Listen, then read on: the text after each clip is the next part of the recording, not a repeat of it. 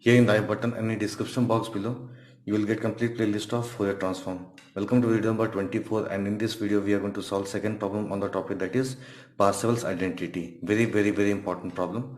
So before I start this video, I would request you to subscribe to my channel, and if you learn something from my videos, then please hit the like button and do share the playlist of Fourier transform with your friends. By doing this, you are going to support me, okay? And I really need your support. So the question says, using Parseval identity, prove that integration 0 to infinity t square upon t square plus 1 whole square dt equals to pi by 4. Okay, we need to prove this, that is integration 0 to infinity t square upon square of t square plus 1 dt equals to pi by 4. We are going to prove this. Okay, so yes, here you can see that is we need to assume something, that is f of x equals to x upon x square plus 1. Okay, and if you square this, that is square of f of x will become x square upon square of x square plus 1, that is this part. Okay, here the variable is t, but here the variable is x. You can take directly, that is f of t equals to t upon t square plus 1, but I am taking this as function of x, and in the later part of this video I will simply change the variable, that is from x to t. Okay, yes. So if you have gone to my video number 22, I have told you, that is, yes, this part. Okay, I have told you this part, that is, if you see function as 1 upon 1 plus x square, then write the Fourier cosine transform as pi upon 2 e to power minus s. Okay, or if you see this value, then the Fourier cosine transform of this is, okay, yes, if the Fourier cosine transform with this, then we can simply put f of x equals to 1 upon 1 plus x square. Okay, or if you say, if you get this result, okay, if you get this result as Fourier sine transform, in that case what we'll say, that is f of x equals to x upon 1 plus x square.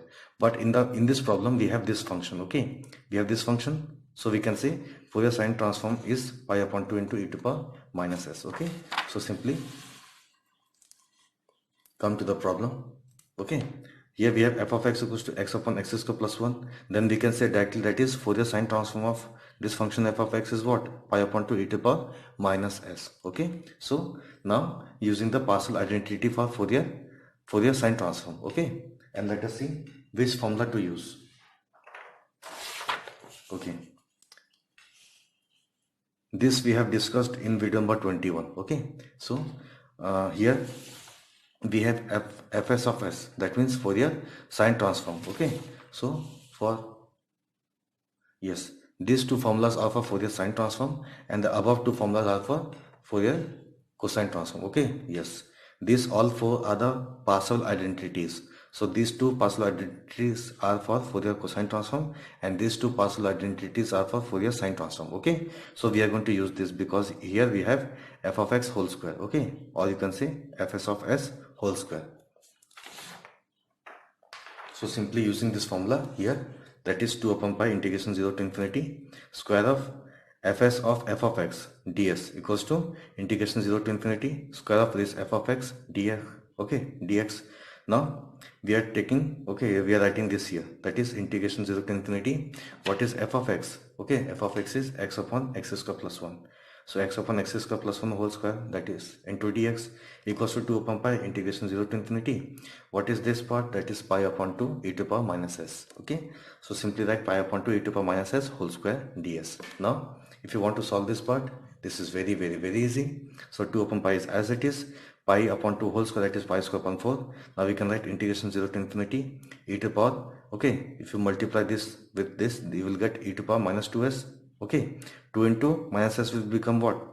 Minus 2s, that is e to power minus 2s ds. Now if you multiply both, okay, you will get pi upon 2. Okay, pi get cancelled, 2 to get cancelled, so pi upon 2 is remaining from here. And here if you solve this part, which is very easy, that is e to power minus 2s upon coefficient of s, because we are integrating with respect to s. Okay, so coefficient of s is what? Minus 2. So simply write minus 2 in the denominator part. Again the limit is from 0 to infinity. Now simply put limit. Okay, now taking this here, so this is going to be pi upon minus 4, and if you put upper limit here, this is going to be e to power minus infinity. If you put lower limit, then it will become e to power 0. And since we know this is becomes, okay, e to power minus infinity is how much? 0. So minus e to power 0 is how much? Minus 1. Okay, e to power 0 is how much? 1. With this negative sign, this will become minus 1. So minus will become positive. So finally we can say that yes, integration 0 to infinity square of t upon t square plus 1 dt equals to what? Pi by 4. Okay, hence proved. Thank you so much.